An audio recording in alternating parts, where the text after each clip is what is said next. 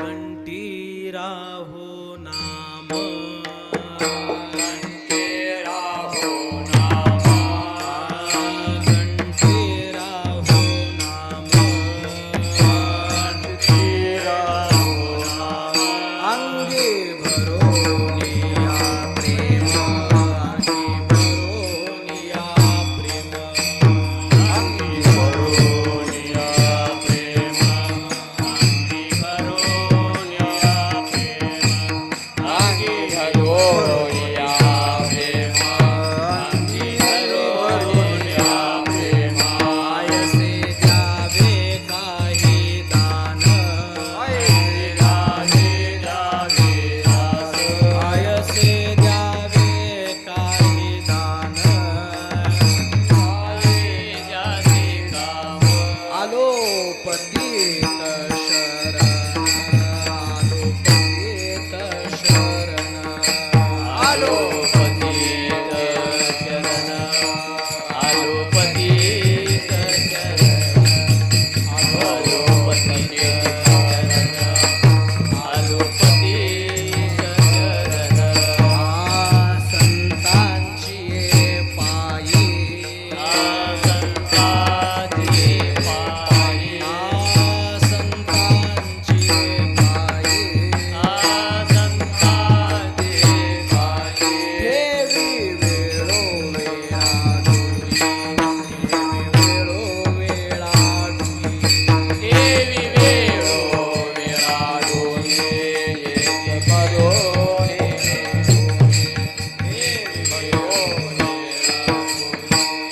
देवी वेळो वेळाडोये आयसे द्यावे काही दान आयसे द्यावे काही दान आलो पतित शरण आलो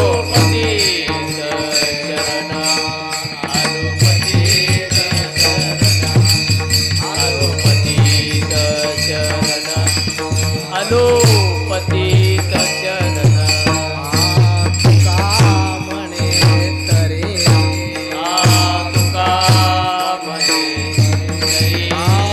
तुका म्हणे तरे तुका म्हणे खरे भव सिंधू एक सरे भव सिंधू एक सरे भव सिंधू एक सरे भव सिंधू एक सरे भव सिंधू एक सरे तुका म्हणे टाळ हा तुका तुका म्हणे तरे तुका म्हणे खरे भव सिंधू एक सरे भव सिंधू एक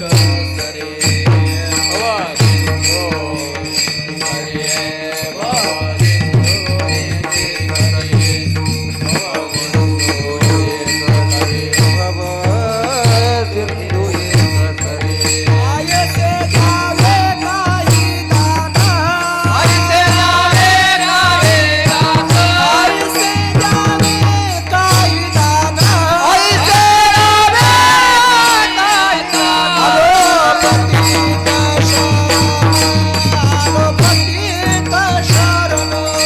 आलो पतित शरण आलो पतित शरण आलो पतित शरण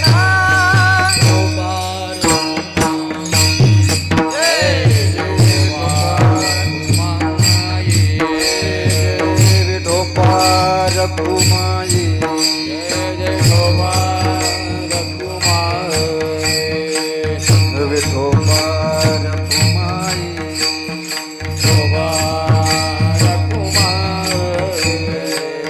विठोबा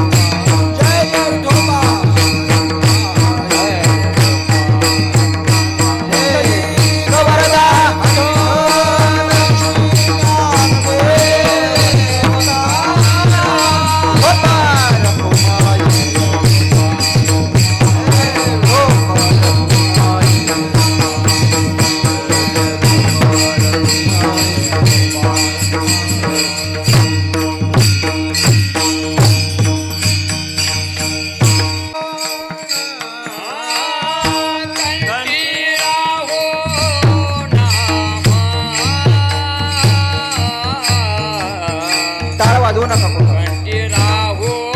टाळ कोण वाजवू नका.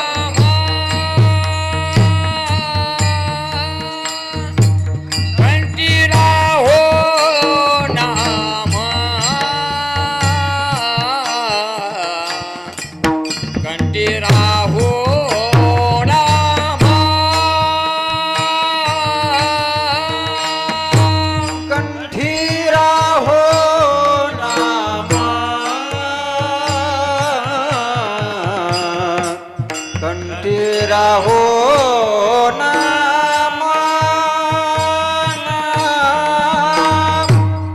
कंठी राहो नाम कंठी राहो नाम अंगी भरो निया प्रेम अंगी भारनिया प्रेम अंगी भरो निया प्रेम हे अंगी भारनिया प्रेम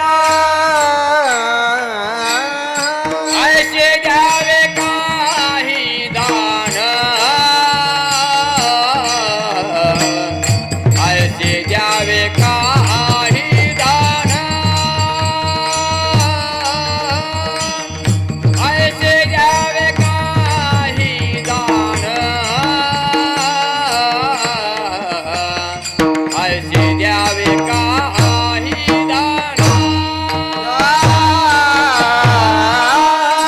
ऐसे जावे काही दान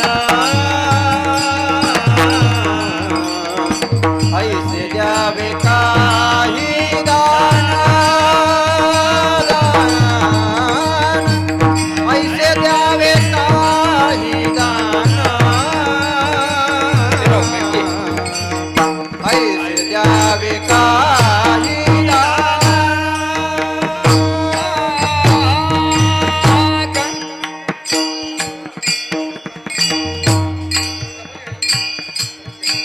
आलो पाजी पावन शरण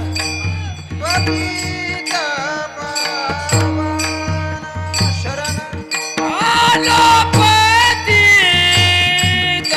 शरण आलो पतिता शरण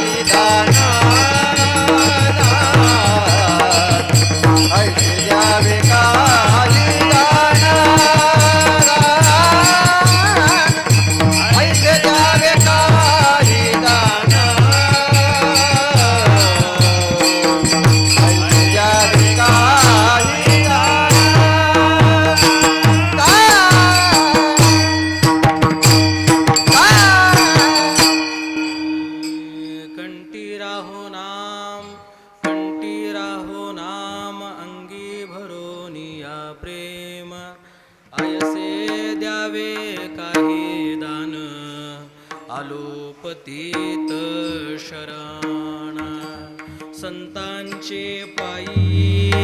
संतांचे पायी ठेवी वेळोवेळाडुई आयसे द्यावे काही दान आलो पतित शरण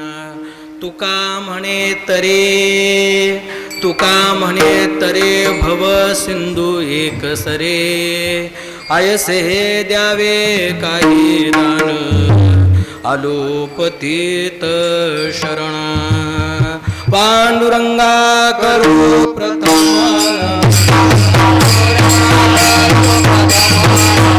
पांडुरंगा करू प्रथम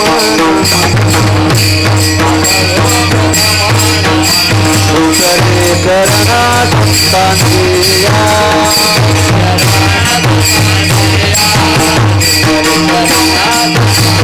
पांडुरंग करू प्रथम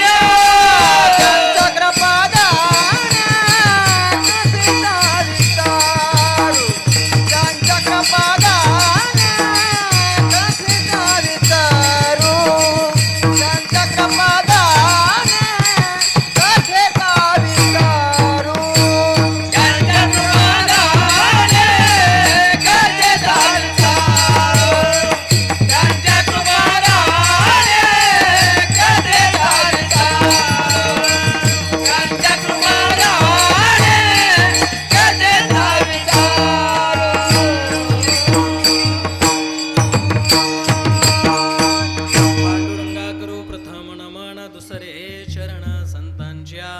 त्यांच्या कृपादाने कथेचा विस्तारू बाबाजी सद्गुरु दास तुका ब्रह्मानंदं परमसुखं केवलं ज्ञानमूर्तिं वादितं गगनसदृशं तत्त्वमस्यादिलक्ष्यम् एकं नित्यं विमलमचलं सर्वाधिसाक्षिभूतं भावातीतं त्रिगुणरहितं सद्गुरुं तं नमामि ओम नमो ज्ञानेश्वरा करुणाकरा दयाळा तुमचा अनुग्रह लाधलो पावन झालो चराचरी नमो सद्गुरु तुकया ज्ञानदीपा नमो सद्गुरु सच्चिदानंद रूपा नमो सद्गुरु भक्त कल्याण मूर्ती नमो सद्गुरु मस्करा पूर्ण कीर्ती मस्तक हे पायावरी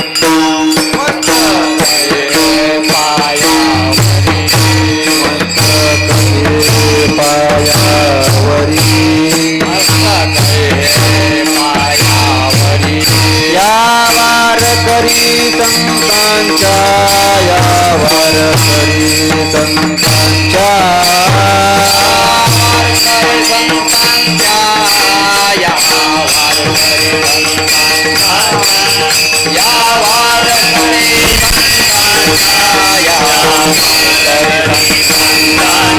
मस्तक माल पायावरी यावर करी संतांच्या यावर करी संतांच्या यावर करी संतांच्या माझे पायावरी यावर करी संतांच्या यावर करी संतांच्या यावर करी संतांच्या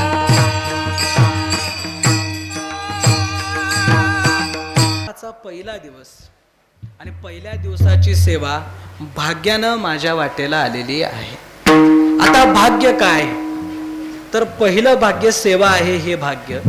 दुसरं भाग्य इतके आजूबाजूला कीर्तनकार, गायक, वादक यांच्या समोर बोलणं, हे दुसरं भाग्य.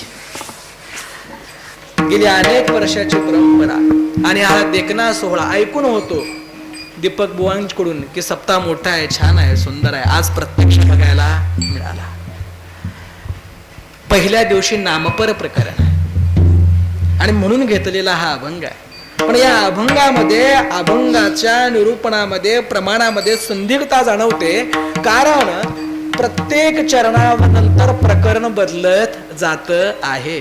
आता ते कसं? लक्ष देऊया. हरी कंठी राहो नाम. महाराज बघा काय म्हणतात महाराज, कंठामध्ये काय राहिलं पाहिजे? हरी कंठी राहो नाम. तुमच्या कंठामध्ये काय राहावं? तर तुमच्या कंठामध्ये नाम राहावं. आणि फक्त नामच कंठामध्ये राहावं का? नाही. पुढे सांगितलं अंगी भरून प्रेम. कंठामध्ये नाम असावं परंतु अंगामध्ये काय असावं? प्रेम असावं.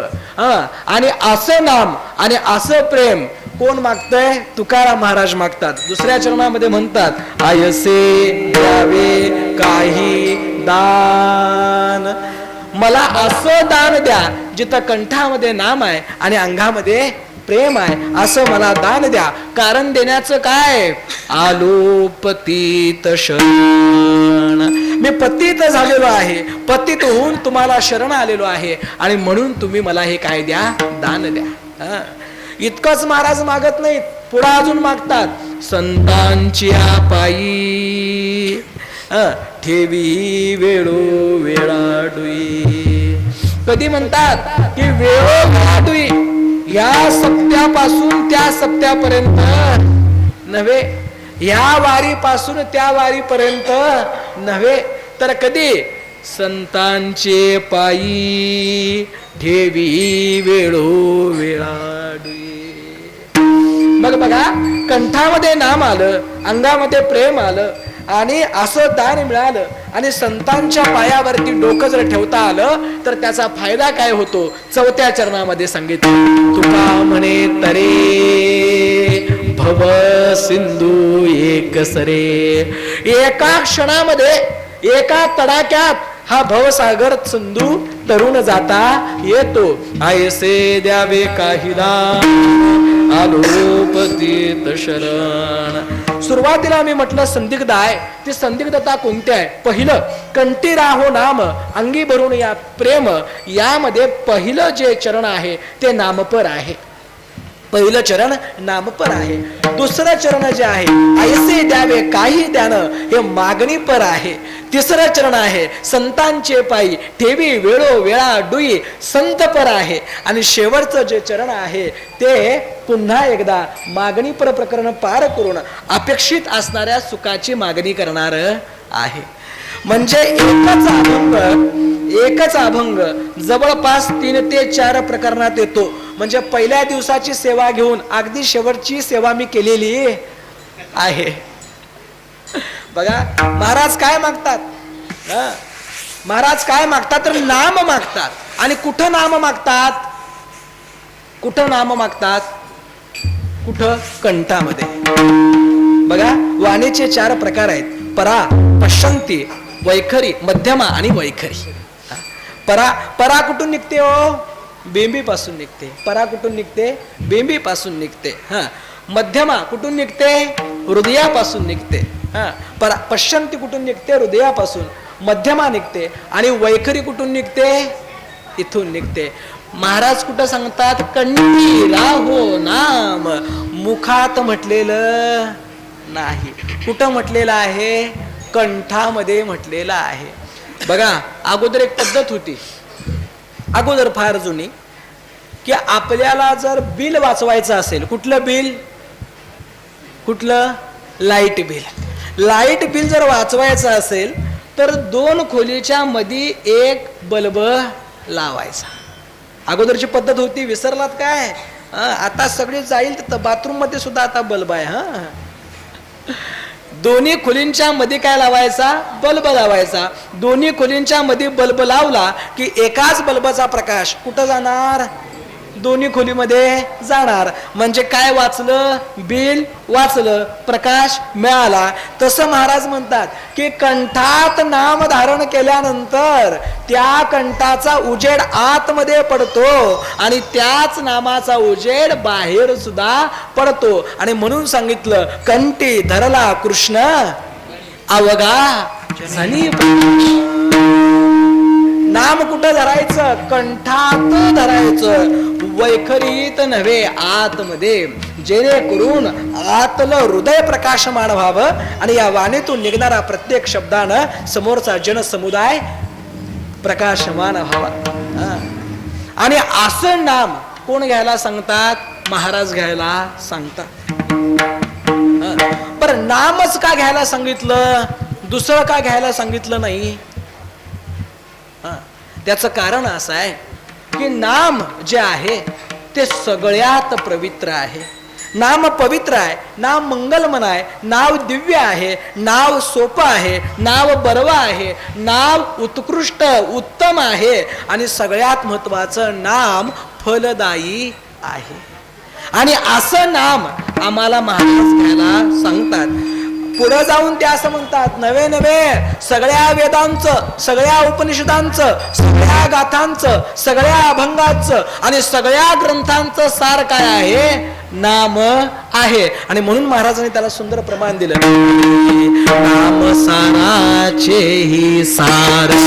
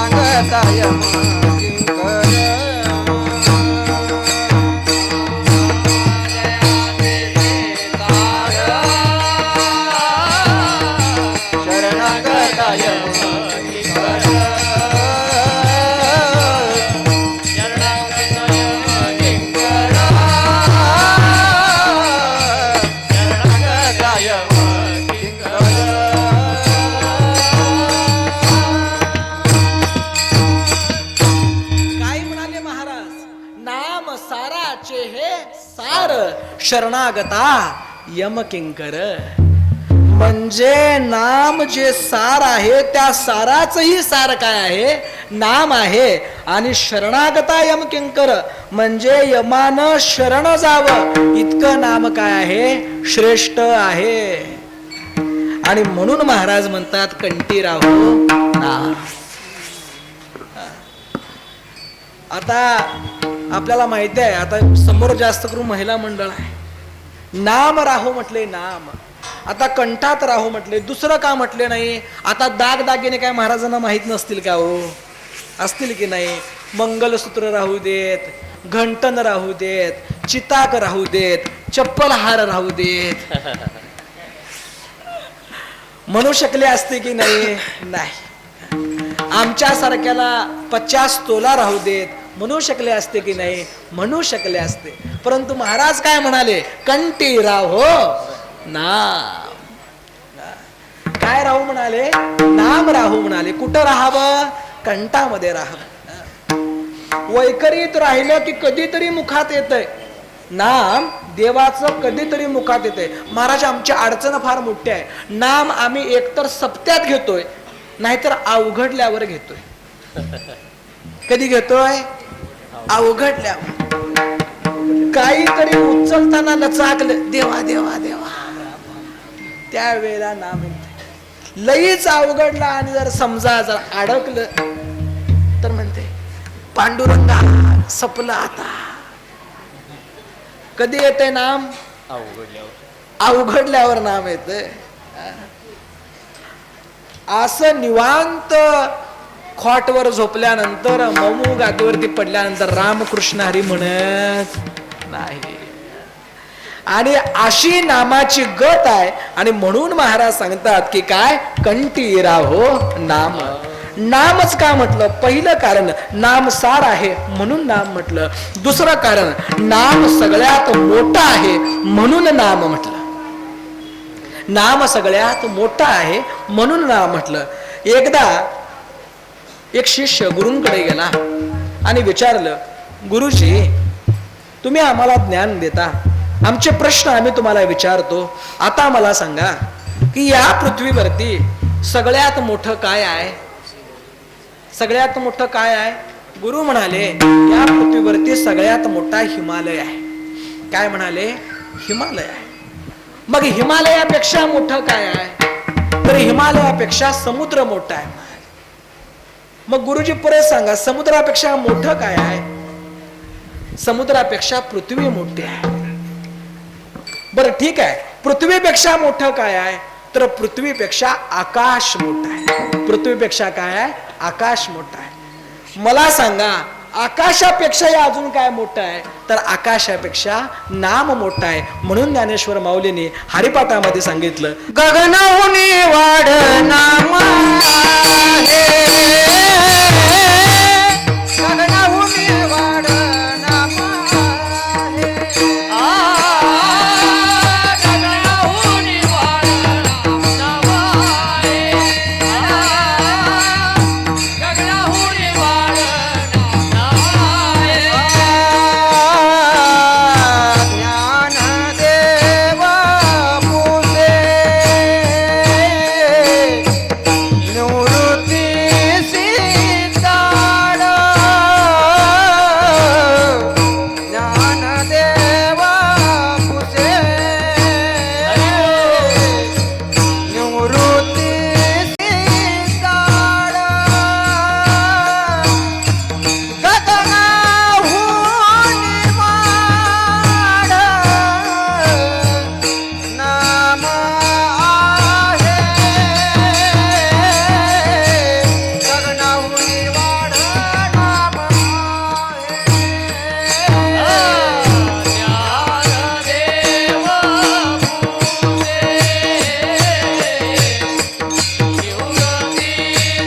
सीताड, गगनाहुनी वाढ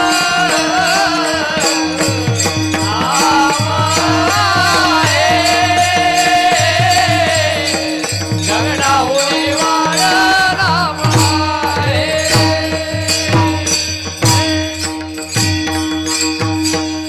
ज्ञानदेव पुसे निवृत्तीशी चाड, गगनाहुनी वाढ नाम आहे.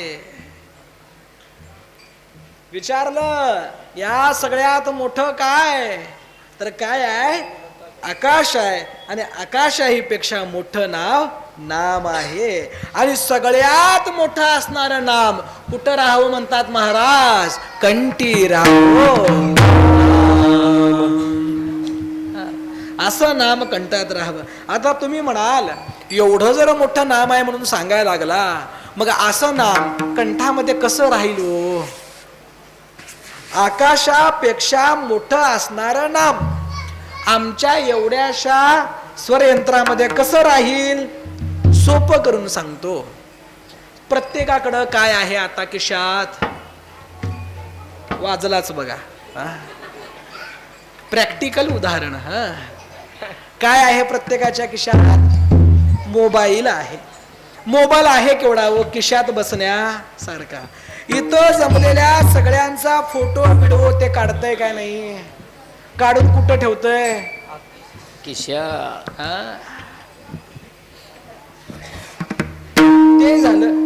आता आणि नवीन नवीन कंपन्या आल्यामुळं अगोदरचं 512 निघून गेलं. आता किती GB कडे जातंय? 256 असं म्हणतंय. तेवढ्यात ही थांबायला नाही, GB आणि TB कडे जायला लागलाय. म्हणजे तुमच्या माझ्या आयुष्यातल्या जेवढ्या आठवणी आहेत त्या एवढ्यामध्ये सामावलेल्या आहेत. मग एवढ्या सगळ्या असणाऱ्या आठवणी एवढा मोबाईल जसा साठवू शकतो, तसा आकाशापेक्षा मोठा असणारं नाम कंठामध्ये राहू शकते की नाही? आणि म्हणून महाराज म्हणतात कंठी राहो नाम. इतकं नाम पवित्र आहे महाराज, आणि नाम फलदायी आहे, आणि नाम हे तुम्हाला तारणार आहे. रामायणातला सगळ्यांना असणारा प्रसंग माहिती आहे. दगड कुणामुळे तरले हो? कुणामुळं? रामनामामुळं. चला दृष्टांत देतो माझ्या निरूपणाचा भाग म्हणून. प्रभू रामाचं आणि रावणाचं युद्ध ठरलं. आता लढाई होणार. आणि श्रीलंकेवर आक्रमण करायचं म्हटल्यानंतर लढाई कुठून करावी लागणार? समुद्रातून पलीकडे जावी लागणार. त्यावेळेला नौका नव्हत्या, आणि जरी असल्या तरी एवढ्या जणांना पलीकडे नेणाऱ्या नौका नव्हत्या. मग काय करायचं? समुद्रावरती सेतू बांधायचा. हे बांधण्याचं काम कुणाला दिलं? नल आणि नील. नल आणि नीलला यांना वरदान होतं ऋषी मुनींचं, म्हणून त्यांना दिलं. त्यांना असं वाटलं की आमच्या शिवाय सेतू पूर्ण होत नाही. आणि मग हनुमंतरायानं सांगितलं की हे बघा, एका दगडावरती रा लिहा, दुसऱ्या दगडावरती म लिहा, आणि दोन्ही दगड मिळून टाका. ज्या वेळेला दोन्ही एकत्र येतील त्यावेळेला दगड पाण्यावरती तरंगतील. हे आपल्या सगळ्यांना माहिती आणि पाठ सुद्धा आहे. झालं, सेतू बांधकामाचं काम सुरू झालं. पहिल्याच दिवशी बराच पल्ला गाठला. आणि बातमी लगेच कळली विरोधी पक्षात. कुठं कळली? विरोधी पक्षात. असं जरा सांगितलं की कळतंय, कारण आता वातावरण सत्यापेक्षा तेच जास्त आहे. गेली 4 महिने तेच घुमायला लागलंय. गेली 4 महिने तेच घुमायला लागलं. विरोधी पक्षात बातमी कळली की साहेबांनी समुद्रावर सेतू बांधायला सुरुवात केली. अहो, त्यांचे दगड पाण्यावरती तरंगायला लागले. आम्ही तर सत्ताधारी पक्ष आहे, आमचं काय? रावण म्हणाले काय काळजी करू नका, दगडच पाण्यावरती तरंगतात ना, त्यात एवढं काही अवघड नाही. सगळ्या सैन्यांना गोळा केलं. सगळेजण मिळून समुद्र किनाऱ्यावरती आले आणि म्हणाले जा आणा, भली मोठी शिळा घेऊन या. जसा रामाचा दगड तरतोय तसा माझा सुद्धा दगड तरतोय, हे तुम्हाला आज मी दाखवतो. 10 राक्षसांनी मिळून मोठी शिला आणली, रावणाच्या हातात दिली. रावणानं मस्तकाला लावली आणि एक मंत्र म्हटला आणि शिळा कुठे टाकली? समुद्रात टाकली. 10 राक्षसांना सांगितलं तुम्ही जाऊन त्यावरती बसा, बुडली तर रावण नाव लावणार नाही. 10 जण जाऊन बसले, शिळा बुडली नाही. तिथं जमलेल्या साहेबांच्या कार्यकर्त्यांना आनंद झाला. त्यांनी लगेच साहेबांचा विजय असो, येऊन येणार कोण आमच्याशिवाय? खात्री पटली, गुलाल आमचाच. रावणाला डोक्यावर घेतलं, सगळी सेना नाचायला लागली. काय की रामाचाच नाही तर रावणाचा दगड सुद्धा पाण्यावरती तरंगतोय. झाली मिरवणूक मोठी काढली. शयनगृहात रावण आले आणि विचारलं मंदोदरीनं, काय वो ते ऐकलेली बातमी खरी आहे काय? रावण मला काय ऐकलीस? तुम्ही टाकलेली शिळा पाण्यावरती तरंगली म्हणे. होय, मग त्यात काय? आजपर्यंत कधी असं झालं नाही, आत्ताच कसं काय झालं? नाही, तसं तुला सांगण्याचा तसा प्रसंगच आला नाही. खरं सांगा म्हणा लागले, माझ्यापासून लपू नका. आणि मग त्यावेळेला मंदोदरीला रावणानं सांगितलं की हे बघ, रामाचे दगड पाण्यामध्ये तरंगले म्हणून माझ्या सैनिकांचं मनोबल खचायला लागलं. माझ्या सैनिकांना सुद्धा मी किती लीडने येणार ते दाखवायसाठी मी तो आजचा प्रयोग केला. पण खरं सांगा त्यामागचं कारण काय? त्यावेळेला सांगितलं, तुला म्हणून सांगतो, कुणाला सांगू नकोस. हे बघ, मी शिळा उचलली, डोक्याला लावली आणि त्या शिळेला सांगितलं, हे बघ शिळा, तुला राम नामाची शपथ आहे, तू जर पाण्यात बुडलीस तर. म्हणजे शत्रून घेतलेली शिळा सुद्धा राम नामाच्या शपथीनं समुद्रामध्ये तरंगली. पाषाण जर समुद्रामध्ये तरू शकतात, तर तुम्ही आम्ही जिवंत हाडामासाची चालती बोलती माणसं या नामानं या भवसागरातून तरुण गेल्याशिवाय राहणार नाही. म्हणून महाराज म्हणतात, कंठी नाथबाबांनी फार सुंदर वर्णन केलं बघा त्याचं. नोहे समुद्राचे लक्षण, नोहे पाषाणाचे गुण, नव्हे वानरी वरदान, राम नाम प्रतापे. आणि असं हे नाम आहे. आणि म्हणून महाराजांनी आणखीन एक सुंदर प्रमाण दिले त्याला, नाम चांगले चांगले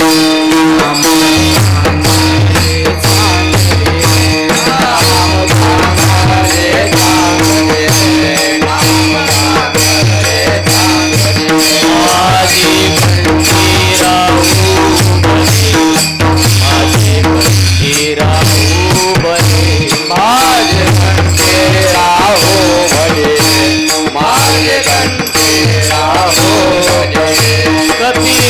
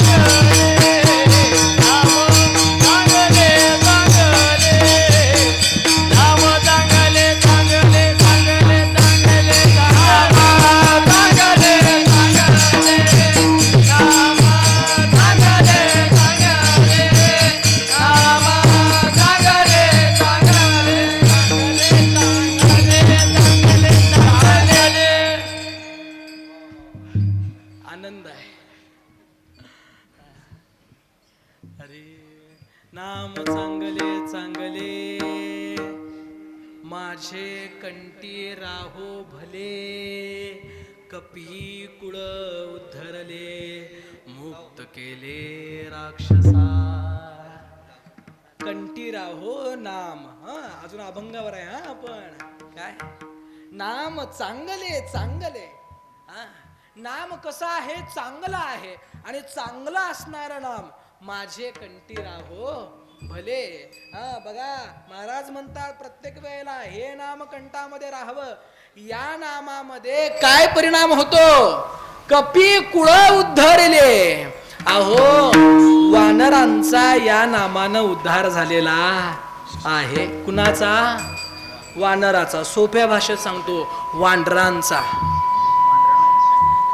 कुणाचा, वानरांचा. म्हणजे वानरांचा उद्धार या नामानं झालाय. नुसताच वानरांचा नाही, मुक्त केले राक्षसा.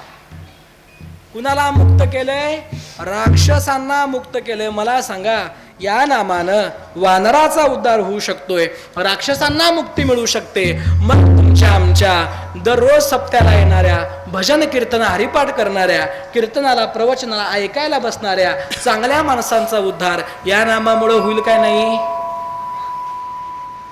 वानरापेक्षा आणि राक्षसांपेक्षा आपण चांगले आहेत की नाही हो, काय तुम्हाला वाटत नाही. शंका आहे. वानरापेक्षा आणि राक्षसांपेक्षा आपण चांगले आहोत की नाही. अहो इतकं सुंदर दिसायला लागलोय, कंबर बांधले, धोतर घातलंय, फेटा बांधलाय. मग एवढं सुंदर असताना विश्वास पाहिजेत का नको. नाम चांगले चांगले. वानराचा उद्धार होईल, राक्षसांचा उद्धार होईल, आपला सुद्धा उद्धार होईल. असं उद्धार करणारं नाम आहे. म्हणून महाराज म्हणतात कंठी राहो नाम. पुढं चला. अंगी भरोनिया प्रेम. कधी पण नाम कंठामध्ये राहताना, भजन करताना, कीर्तन करताना अंगात काय पाहिजे, विचार. काय पाहिजे अंगात, शरट. काय अंगी, अंगी भरून या प्रेम. अंगात प्रेम पाहिजेत माझ्या महाराज. आणि म्हणून नाथबाबांनी सुंदर वर्णन केलंय. हरी भक्ती प्रेमा वीण ज्ञान नको देवा. काय म्हटले, भक्ती प्रेमा विण ज्ञान नको देवा. आणि अभिमान नित्य नवा तया माझ्या. पुढं म्हणतात प्रेम सुख देई, प्रेम सुख देई, प्रेमा विण नाही समाधान. म्हणजे आम्हाला ज्ञान नको पण भक्ती पाहिजे, प्रेम पाहिजेत. आणि म्हणून भजनात प्रेम पाहिजेत महाराज. कुणाच्या, तेही महत्वाचं. आता प्रेम छळाक मध्ये प्रेम जरा जास्त जाणवतंय. फडकऱ्याने ओढून धरले की जरा कसं वाटतंय, जड जातंय. आणि तिकडं असं मोकाट सोडले की मग टन टन टन टन टन खुश होऊन जाते. प्रेम पाहिजे. महाराजांनी सांगितलं, नाथबाबांनी फार वर्णन केले बघा सुंदर त्यास. प्रेमा विण भजन, नाका विण मोती. पोती वाचू नये. आता मुद्दा आपला काय, प्रेमा विण भजन, नाका विण मोती. इतकंच लक्षात घ्या फक्त. जसं प्रेमात भजन नसेल तर त्या भजनाला अर्थ नाही. आता तुमच्याकडं मोती आहे. मोती म्हणजे माहिती आहे की नाही, मोती साबण नव्हे, मोती. आता तो मोती कशात घालायचा आहे, कशात, नाकात. मग नाकात घालणारा मोती आपल्याकडं आहे. परंतु तोच मोती जर एका चपट्या आणि नकट्या असणाऱ्या माणसाकडे किंवा बाईकडे गेला तर तिनं कुठं बांधायचा. काय पाहिजे महाराज, मोती आहे परंतु नाक नाही. तसं भजन आहे परंतु भजनात प्रेम नाही तर त्याला काही अर्थ नाही. म्हणून महाराज म्हणतात अंगी भरून या प्रेम. देवा नाम दे परंतु या नामाबरोबर माझ्या अंगात प्रेम सुद्धा दे. प्रेम महत्वाचं आहे महाराज. एखादा दृष्टांत ऐकत असताना, एखादी यांची चाल ऐकत असताना डोळ्यामध्ये अश्रू यायला हवेत. आमचे अश्रू येत नाहीत. आमचे डोळे एकामेकाला मिटून एक घट्ट मिठी मारून बसतात. कळलं की नाही? अजून नाही का? ते कळण्यासाठी 6GB स्पीड लागते. 5G तिथं चालत नाही. जागते रहो कीर्तनात कायम जाग राहिलं पाहिजे. बघा की काय म्हणतात महाराज, की अंगात प्रेम पाहिजेत महाराज, अंगात प्रेम पाहिजे. दृष्टांत आहे बघा, तुकाराम महाराजांचा आहे. आपल्या ऐकवात असेल परंतु माझ्या निरूपणाचा भाग म्हणून सांगून जातो. देखोनी पुराणिकाची दाढी, रडे स्पुंदे नाके ओढी. बघा एक वयस्कर धनगर होते. त्यांची अशीच बरीच जनावरं, त्याच्यानंतर बकरी आणि शेळीची पिल्ली अशी बरीच काय काय होती. एक मोठी अशी साथ आली आणि त्या साथीमध्ये सगळीच त्याची असणारी शरड जी आहे ती मरण पावली. आणि त्याच्यामध्ये एकच, आमच्याकडच्या भाषेत पालवं म्हणतात, तुमच्याकडे काय म्हणतात? पालवच. ते पालवं सुद्धा मरण पावलं. आणि वयस्कर असल्यामुळे गमायचं जीव सगळा कुणावर? कुणावर? नातवावर नव्हे, पालव्यावर. कुणावर? पालव्यावर. त्यामुळे सारखी पालव्याची आठवण यायची. जेवायला बसलं पालव्याची आठवण, दारात बसलं पालव्याची आठवण. आणि मग असंच म्हणाले, काय घरात बसून त्याची आठवण येत्या, बाजूला सप्ताह चालू आहे, जाऊन काय करू? प्रवचनाला जाऊन बसू.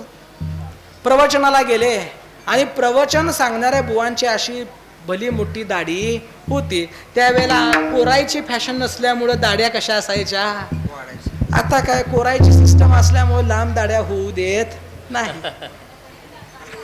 त्या पुराणकाची पांढरी अशी हलणारी बाबा दाढी बघून, काय हलणारी दाढी बघून त्या धनगर बाबांना आपल्या पालव्याची आठवण आली. ते म्हणाले, असेच जर माझं पालवा असतं तर त्याची दाढी अशीच दिसली असते. आणि पुराणिक बाबांनी काय भागवत सांगायला सुरुवात केली. पुराणिक बाबा सुंदर बोलायला लागले आणि जसं जसं बुवा बोलतील तसं आजोबा ते मान हलवायला लागले. आणि चुकून त्यांचं लक्ष त्या आजोबांकडं गेलं. त्यांना असं लक्षात आलं की एवढ्या सगळ्या गर्दीमध्ये हा एकटाच आजोबा आहे जो मन लावून मला ऐकतो आहे. मग काय, वक्त्यांना अजून जरा ताकद चढली. श्रोता तल्लीन झालाय म्हणाले. श्रोता काय झालाय? तल्लीन झालाय. आणि आजोबा बोलायला लागले. आजोबांनी सांगितलं की या जगामध्ये 2 तत्व आहेत, एक आहे शिव आणि दुसरा आहे शक्ती. आजोबाने तेवढंच बघितलं, 2 बोट वर झालेली बघितली आणि आजोबाला अजून मोठा हुंदका फुटला. या शिव आणि शक्तीचं निरूपण 4 वेदामध्ये आहे असं म्हणत आजोबांनी 4 बोट वर केली पुराणिकांनी. ते बघून त्याला अजून हुंदका फुटला आणि घळा घळा घळा घळा डोळ्यातून अश्रू व्हायला लागले.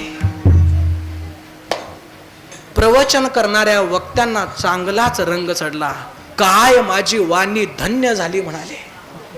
माझा आवाज ऐकून, माझं निरूपण ऐकून, माझं बोलणं ऐकून समोर बसलेला आजोबा डोळ्यातून अश्रू ढाळतोय. देवा, वक्तृत्व कलेचा हा सुंदर नमुना आहे म्हणाले. प्रवचन झालं. आजोबा उठून आले, बुवांच्या पाया पडले, बुवांना नमस्कार केला. आजोबा म्हणाले, कोण तुम्ही? फार निर्मळ मनाचे आहात हो. तुमचं मी बोलत असताना तुमच्या डोळ्यामध्ये अश्रू आले. प्रचंड तुमचा भाव देवाच्या पायी समर्पित आहे. आजोबा म्हटले, तुम्ही देवाबद्दल बोलत होता होय?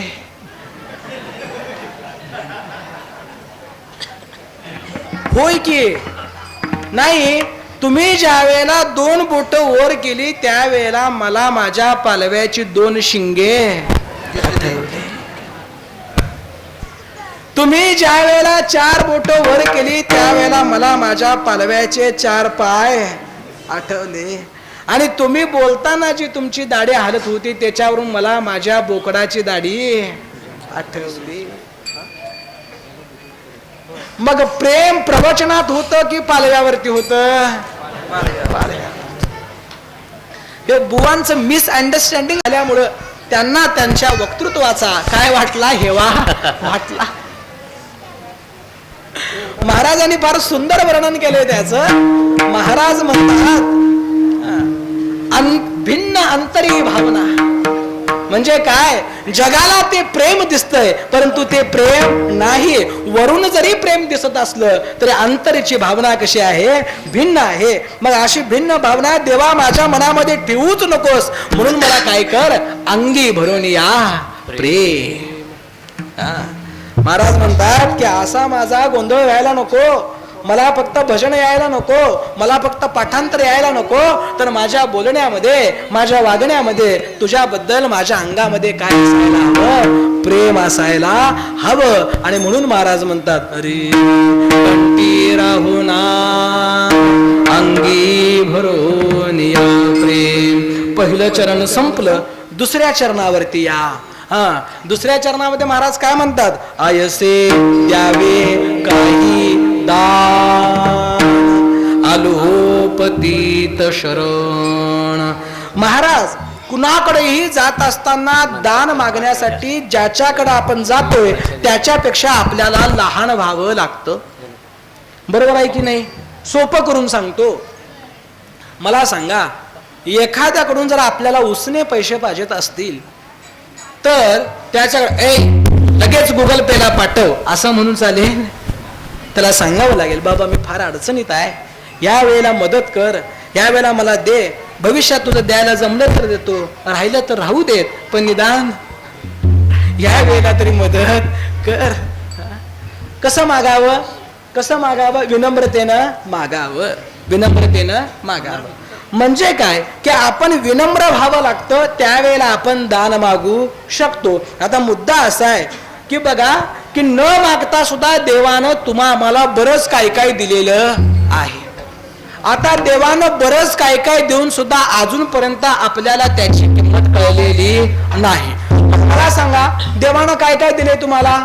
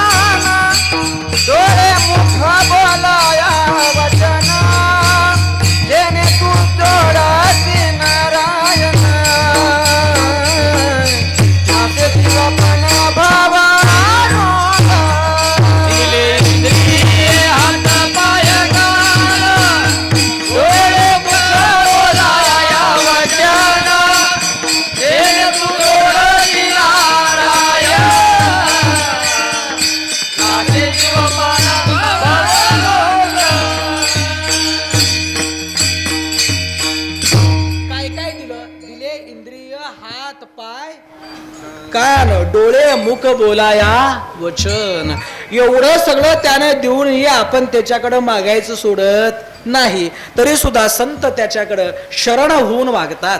काय करतात? शरण होऊन मागतात. आता आपण देवाला शरण का जात नाही?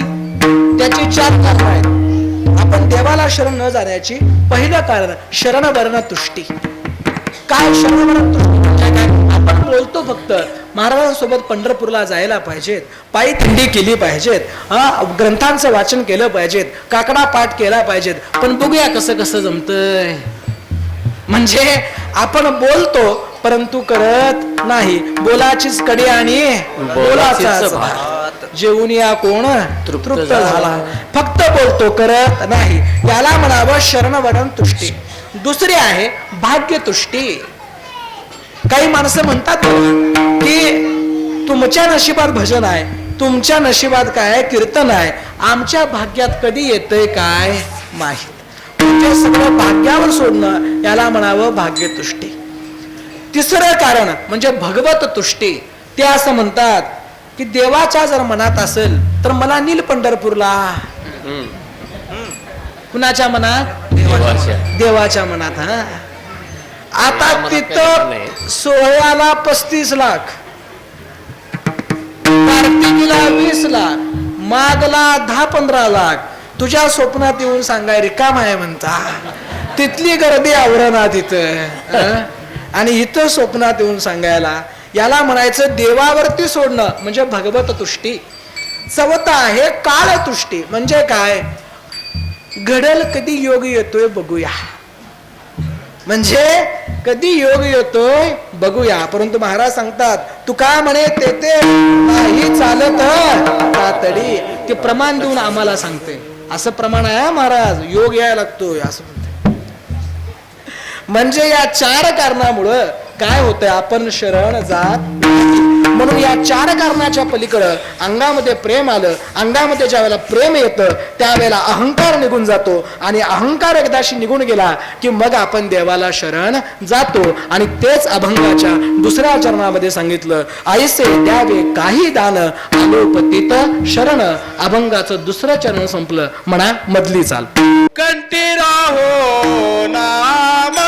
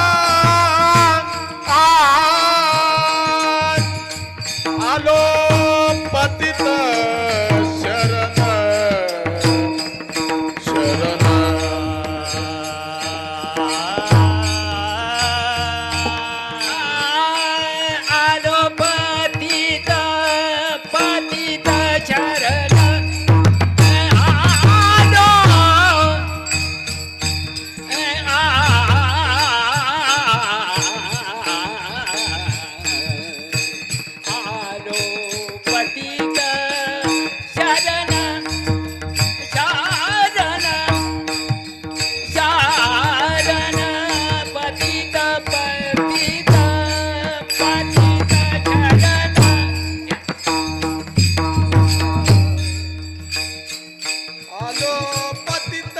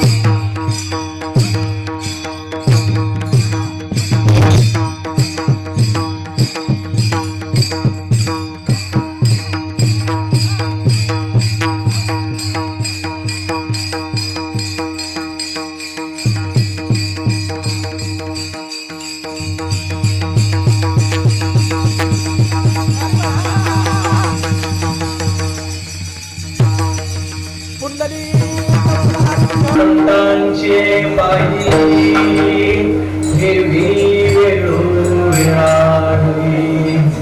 बघा महाराज काय म्हणतात की माझं मस्तक कुठं असावं,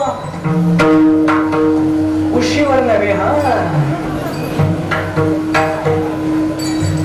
माझं मस्तक कुठं असावं उशीवर नव्हे, मऊ मऊ गादीवर नव्हे.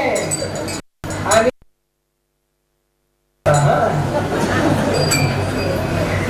माझं मस्तक कुठं असावं संतांच्या पायावरती असावं. आता संतांच्या पायावरती का महाराज, देवाच्या पायावरती का नाही? मुद्दा आहे की नाही? संतांच्याच पायावर का, देवाच्या पायावर का नाही? कारण संत आणि देव दोन्ही वेगळे. देव ते संत, देव ते संत, निमित्त त्या म्हणजे देव आणि संतांमध्ये कुठेच भेद नाही. तुका म्हणे देवा यांची केल्या पावे सेवा. म्हणजे संतांच्या पायाची सेवा जरी केली तरी ती कुठे जाऊन पोहोचते, देवापर्यंत जाऊन पोहोचते. आणि म्हणून संतांचे पाय आणि देवाचे पाय दोन्ही वेगळे नाही.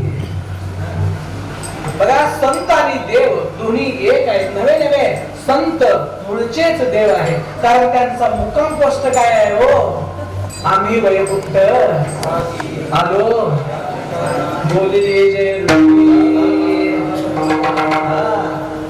आमचा मुक्काम पोस्ट शिवपूर आहे, इचलकरंजी आहे, कोल्हापूर आहे, मुंबई आहे, पुणे आहे, पण आम्ही वैकुंठवासी. आता आम्ही तिथले नाही, आमच्या नावापुढेच फक्त वैकुंठ. आमचा पत्ता आहे तिकडं. अगोदर असं सांगता यायला हवं. आणि हे कोण सांगू शकतात तर ते संत सांगू शकतात. आणि म्हणून संतांमध्ये आणि देवामध्ये कोणताही भेद नाही. आणि म्हणून तुकाराम महाराज म्हणतात की देवा माझं हे मस्तक कुणाच्या पायावरती ठेवू मी, संतांच्या पायावरती. आणि संतांच्या पायावर एकदा डोकं ठेवलं की असणाऱ्या प्रत्येक सिद्धी, प्रत्येक ऐश्वर्य, अनेक लागणारी संपत्ती सगळं काही आपल्याला मिळतं. छोटासा दृष्टांत देतो बघा. तुकाराम महाराजांचे 14 गणपती. किती? 14. एकावर किती? किती? 4. म्हणजे अजून तुमच्या मोबाईलला नेटवर्क 14 म्हणजे एकावर 4. बघा 14 गणपती. आणि त्याच्यामध्ये कोणती बाजू आहे म्हणून एक होते.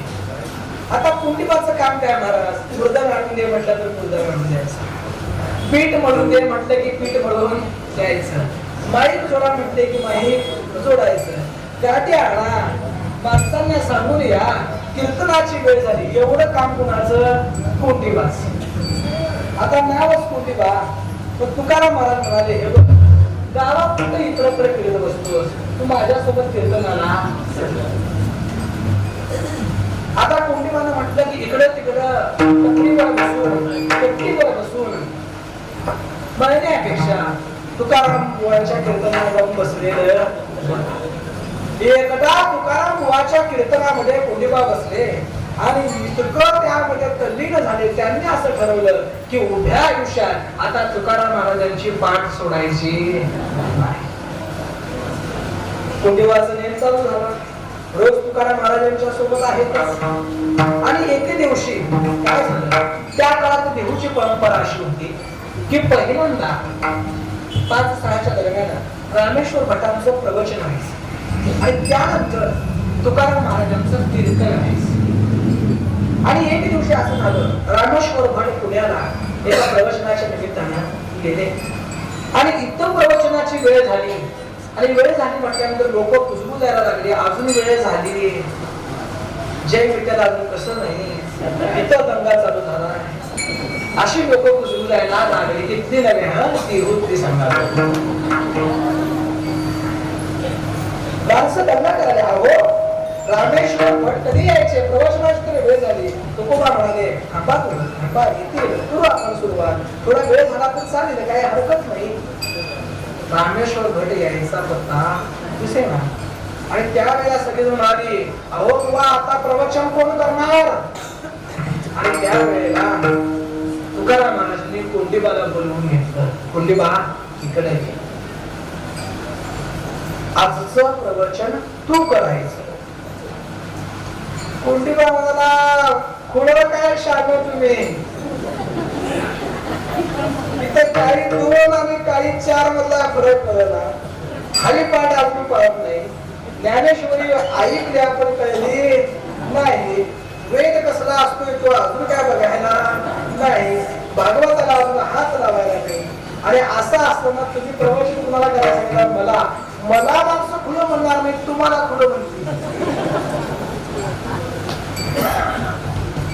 तुकाराम महाराजांनी जवळ घेतलं आणि कोंडीबाच्या पाठीवरती हात ठेवला आणि कोंडीबाला सांगितलं, जा प्रवचन करा. आणि कोंडीबा तुकाराम महाराजांच्या त्या स्पर्शानं संघटित झाला, ज्ञानी झाला आणि जाऊन गाडीवरती बसला आणि कोंडीबानं प्रवचन द्यायला सुरुवात केली. कोंडीबा बोलू लागला. कोंडीबाच्या बोलण्यामध्ये वेदांमधल्या रुच्या, उपनिषदातली प्रमाण, संतांच्या अभंगाची प्रमाण, ज्ञानेश्वरीतल्या ओव्या, अनेक दृष्टांत, अनेक सिद्धांत असे पटापटा पटापटा बाहेर पडू लागले आणि समोर बसलेला श्रोता डोलायमान झाला. सगळे त्या प्रवचनात गुंग झाले आणि लगेच थोड्या वेळानं रामेश्वर भट आले. रामेश्वर भटांनी ऐकलं की आज कोणतरी अधिकारी पुरुष तुकोबांनी पुरवलेला दिसतोय. आजचं प्रवचन कोणतरी बाहेरचा भक्त आणून यांनी सुरू केलेलं आहे. मध्ये जाऊन व्यत्यय आणण्यापेक्षा आपण मागे थांबू आणि थोडा वेळ ऐकू. रामेश्वर भट मागे थांबले आणि प्रवचन संपलं. प्रवचनकारांचं दर्शन घेण्यासाठी सगळी माणसांची झुंबड उडायला लागली. माणसं पाया पडायला लागली आणि मग रामेश्वर भट मागून आले आणि तुकोबांना म्हणाले, अहो तुकाराम महाराज, आजचं प्रवचन कुणी केलं? कोण आहे ते ज्ञानी, कोण आहे ते पंडित? मी त्यांना नमस्कार करतो. त्यांच्या वाणीनं माझे सुद्धा कान तृप्त झाले. कोण आहे सांगा?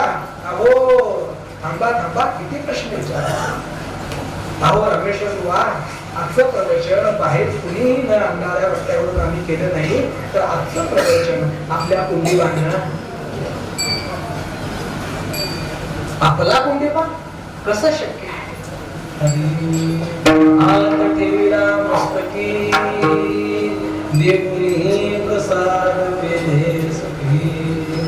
अहो कोंडीबा तर सोडा, ज्ञानोबांच्या हातानं रेडा सुद्धा वेद बोलू लागला. हे आमच्या संतांचं सामर्थ्य आहे. अशा संतांच्या पायावरती डोकं ठेवणं म्हणजे ज्ञानाची, ऐश्वर्याची पराकाष्ठा गाठणं आहे. आणि म्हणून तुकाराम महाराज अभंगामध्ये म्हणतात, संतांच्या पायी ठेवी वेळोवेळा.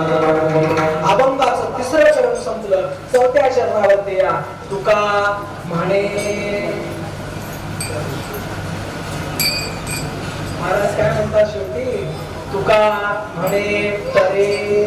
अहो एवढं सगळं मिळालं की कंठामध्ये नाम मिळालं, कंठामध्ये नाम मिळालं, अंगामध्ये प्रेम आलं आणि संतांच्या पायावरती प्रत्येक वेळेला डोकं ठेवता आलं, तर मग आता कशाची काहीही गरज, कसलीच गरज आता उरलेली नाही. महाराज मला सांगा, भवसागर आपल्याला आता संत साहित्यामध्ये भवसागर, भव नदी हे शब्द कशासाठी आले? कशासाठी आले? एक आले संसारासाठी आणि दुसरं आले जन्म मरणाच्या एरझारीसाठी. तुका म्हणे तुमच्या पाण्याच्या आधारे 12 भवसिंधू म्हणजे काय? भवसिंधू, भवसागर हे शब्द कशासाठी आहेत? संसारासाठी आहेत आणि जन्म मरण्याच्या फेऱ्यातून आपली करण्यासाठी आहे. मग हा संसार तुम्हाला सगळ्यांना माहिती आहे. आपण जन्माला येतो, जन्माला आल्यानंतर मरतो आणि मेल्यानंतर पुन्हा एकदा जन्माला येतो. माऊलींनी सुंदर वर्णन केले. उपजेते नाशे नाशिले दे पुनर्पीती हे घटिका यंत्र जैसे परिभ्रमिका. काय म्हणता महाराज? इतर जे जे जन्माला आले ते मरणार आहेत आणि जे जे मरणार आहे ते पुन्हा पुन्हा एकदा जन्माला येणार आहेत. म्हणजे जन्मायचं सुद्धा मरायचं सुद्धा म्हणजे आमची सुटका झाली काय? तुम्ही आम्ही म्हणतोय बघा, सगळ्यात पार पडतो महाराज. पोराचं सुद्धा लगीन, नातवाचं तोंड बघितलं, आता सगळ्यात मग पार. आता संपत आले आणि थोडे दिवसांत क्रिकेट पडणार आणि परत पहिल्यापासून मॅच चालू. तुम्हाला वाटते संपत आले? संपतच नाही. आलं का लक्षात? एक जन्माची सार्थकता झाली असं तुम्हाला वाटतंय. एका जन्माची सार्थकता होणं म्हणजे दुसऱ्या जन्माचा प्रारंभ आहे, सुरुवात आहे. आणि अशी ही सुरुवात ही अघटितपणे चालू आहे. आणि म्हणून महाराज म्हणतात, उपजे ते नाशे नाशे पुनर्पीठसे हे घटिका भ्रमेगा. हे भ्रमण आमचं असंच चालू आहे. आणि अशा या भ्रमणामध्ये आपल्याला अडकून राहायचं आहे का? अडकून राहायचं असेल तर अडका, आणि अडकून राहायचं नसेल आणि यातनं पार व्हायचं असेल तर अंगी भरून या.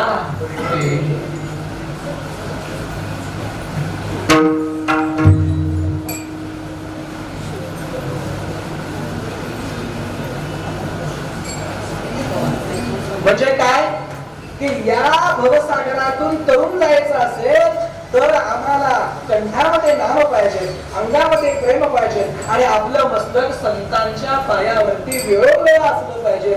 एवढं सगळं तुकाराम महाराजांना मिळालं. आणि म्हणून तुकाराम महाराज 4थ्या चरणामध्ये म्हणतात, तुका म्हणे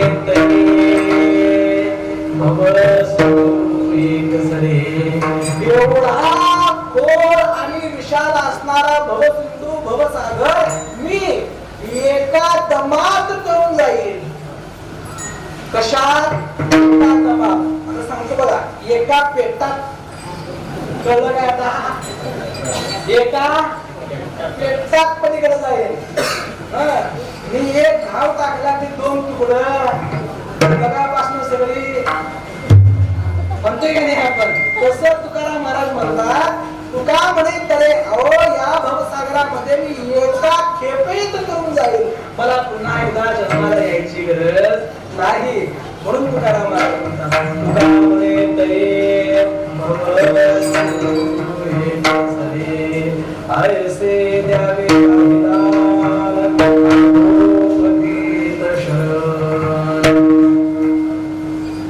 धावत्या गतीला अभंगांच्या 40 चरणाचा यथावकाश निरूपण करण्याचा प्रयत्न तुमच्या समोर केला.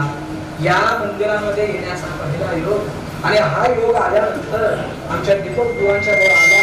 परंतु आल्यानंतर पट्टीचे गायक वादक कीर्तनकार आता या पोरग्याचं काय त्यामुळे नाही मी बोलत सकाळ भगवंत. त्यामुळं कमी वेळेमध्ये अभंगाचा हा प्रकाश करण्याचा प्रयत्न केला. सेवा इतर कष्ट करणाऱ्या राबणाऱ्या प्रत्येक सेवेच्या उपस्थित असणाऱ्या गायनाचार्य, कीर्तनकार, मृदंगाचार्य, उपस्थित असणारे फडकरी आणि उपस्थित सगळ्या श्रोत्यांच्या चरणी झालेली सेवा या अर्पण करतो. आमचे गुरुवर्य भाऊसाहेब पाटील महाराज, शिवाजी पाटील महाराज यांच्या चरणी अर्पण करतो आणि सेवेला इथंच पूर्ण विराम देतो. आणि ते पुरते सरते करुण धिया हेतुते विनमितु किम बहुना तुमचे गेले धर्म कीर्तन हे सिद्धी नेले के तमासे शुक्ले पारी म्हणा शिवाची